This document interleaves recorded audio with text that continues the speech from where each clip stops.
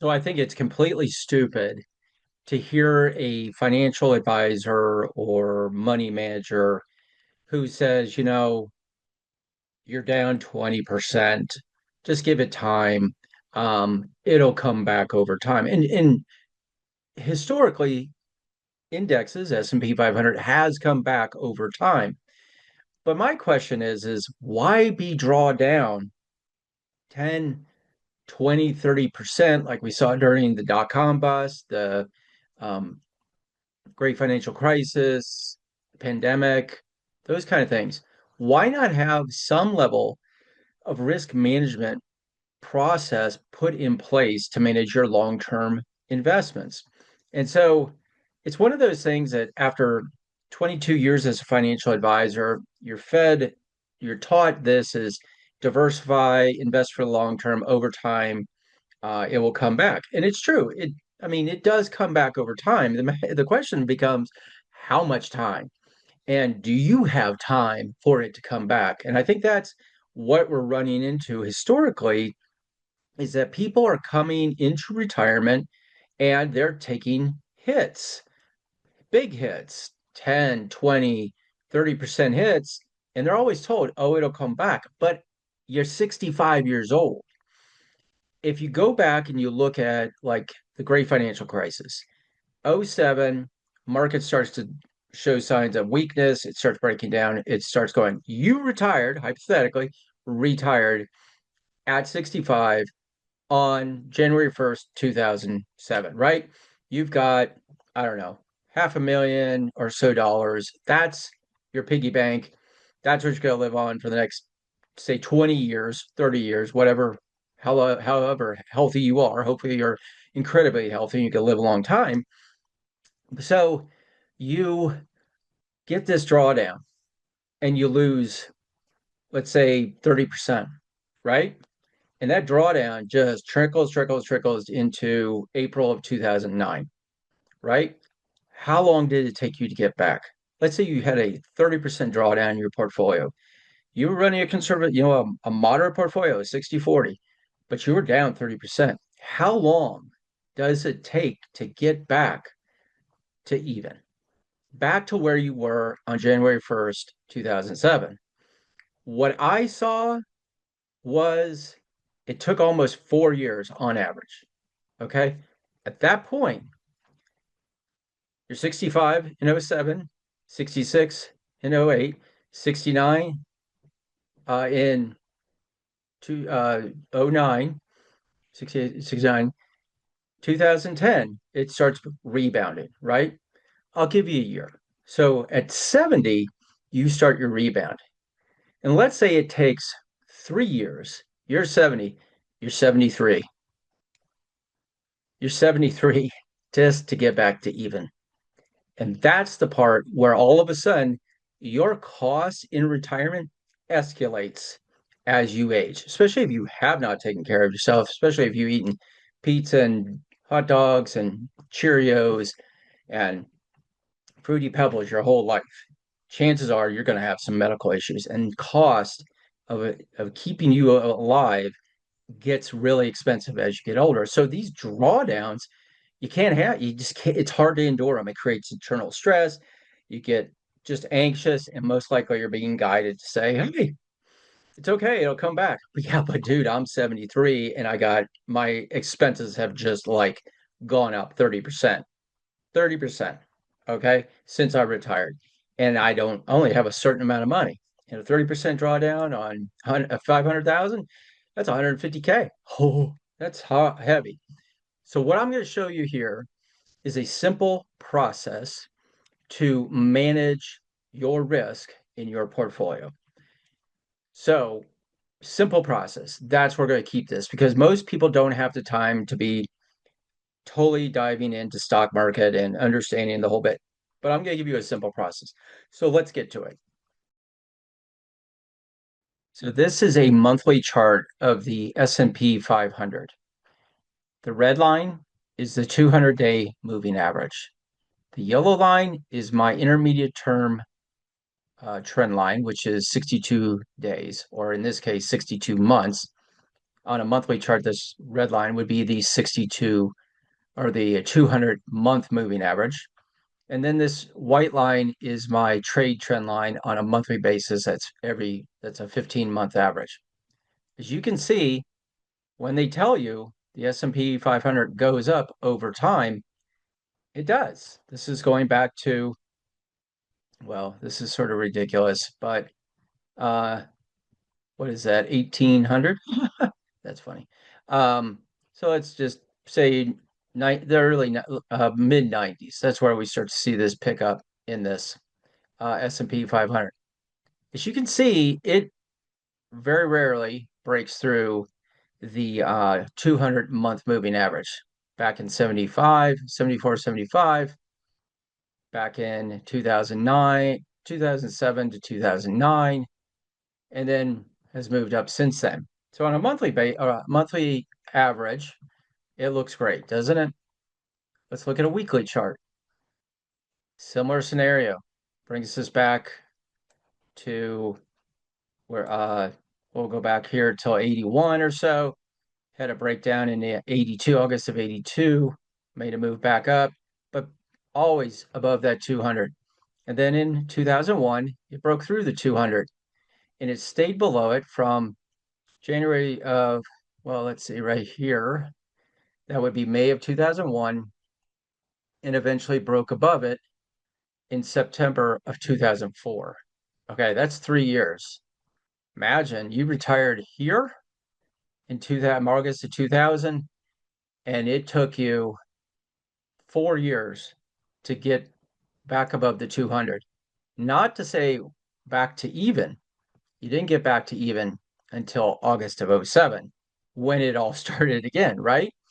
So that 200, in this case, week moving average gives you a great insight to how long, if you bought in here, you retired here August of 2000, it took you till to September of 2007 just to get back to even.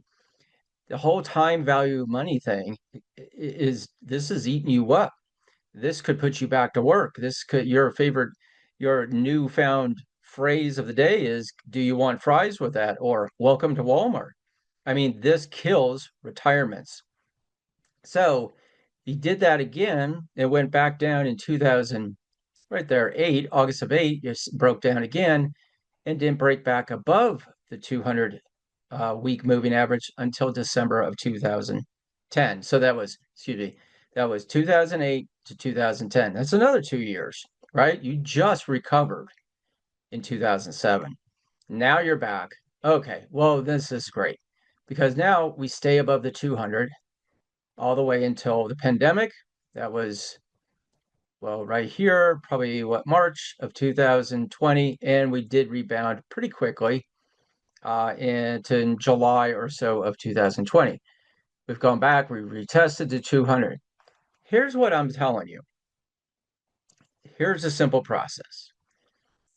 Pull up a weekly chart of your stocks, your mutual funds, your S&P 500, your indexes, the triple Qs, whatever you're going to use as sort of that guide, that barometer to to benchmark if you should be in or out. This simple 200, I'll just really make this easy.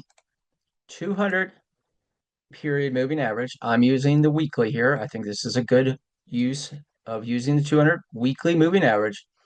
If you are using the S&P only as your investment, which a lot of 401k investors do, when it breaks below the 200 week moving average,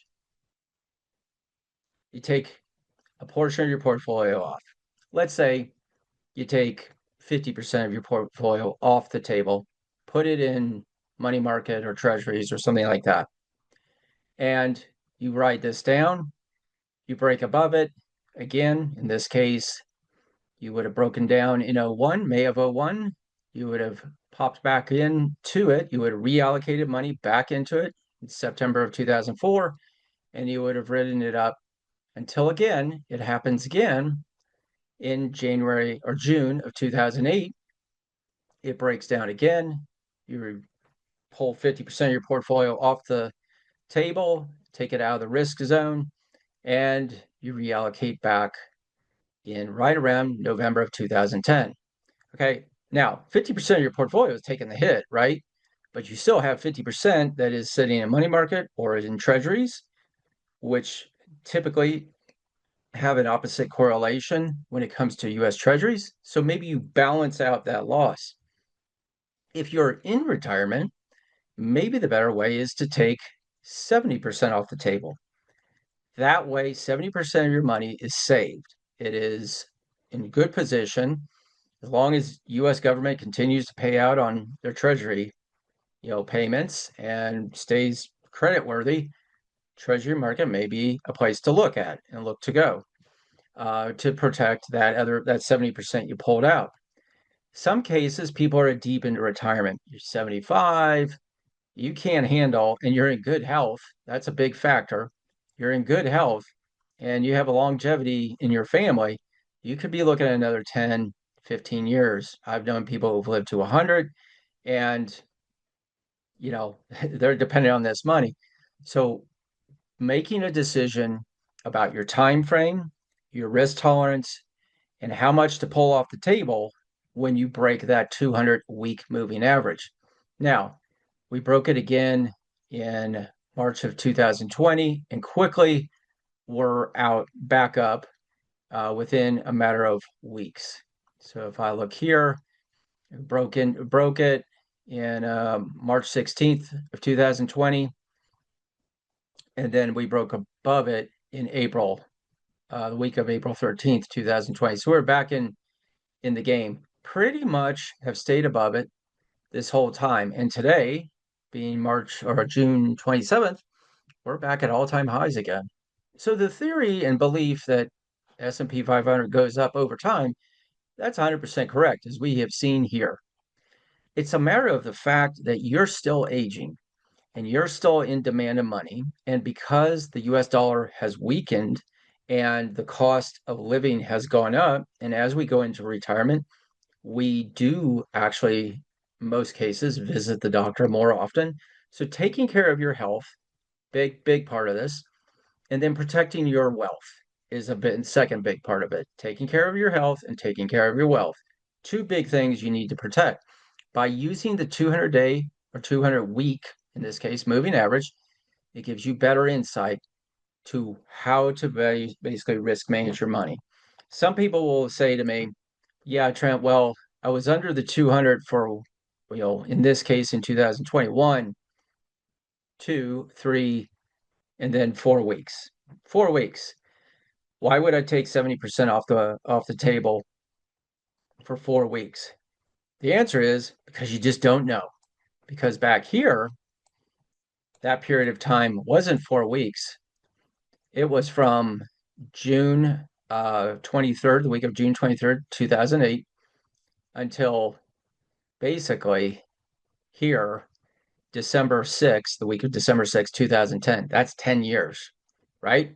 Can you imagine if you didn't take money off the table at that point and how long and how much of a drawdown you had and then how long it took to get back? Meanwhile, cost of living is going up. Meanwhile, inflation's going up. Meanwhile, your US dollar is devaluing in its purchasing power. These are just things that I have been asked by one of our tribe members about how do I risk manage my long-term portfolio. Mark, our head of Platinum Channel, does our swing trading program. He refers to this as the Paul Tudor Jones approach. Paul Tudor Jones has been said that he pulled out of the market right here in 2008, June of 2008. The S&P broke the 200. He got out, and then he got back in over here in November of 10. He missed out on this. Now, he's a professional hedge fund trader, very well known in the institutional investor community, but that's what he did. Simple process, the 200-week moving average. For those who are managing your money, or for those who have money with a financial advisor, it is so important to continue to learn. It is so important to continue to understand what you're doing. We spend more time as a society in this country watching Netflix than we do managing our wealth. That is total insanity, right? I would think you would agree. But if you'll take 20 minutes, 30 minutes a week to look at your investments, to look at markets, to understand something and learn something, you can preserve your wealth. The volatility in the markets, it will continue. Artificial intelligence is going to have a massive impact on your investment overall. It's going to have a massive impact on your wealth. It's going to increase your wealth or it's going to decrease your wealth. You have to decide. So that's my story on using the 200-week moving average. We have a starter program at Best of US Investors. It's the Morning Edge every morning, Monday through Friday, 7:30 Central till 8:30. We get on, we talk about short-term trading, swing trading. We talk about risk management. We talk about derivative markets and how they're working for or against markets. And we talk about what I just shared with you. We talk about everything and everybody participates.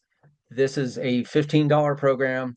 I encourage you to click the link below and check us out. We got a 14-day trial on it.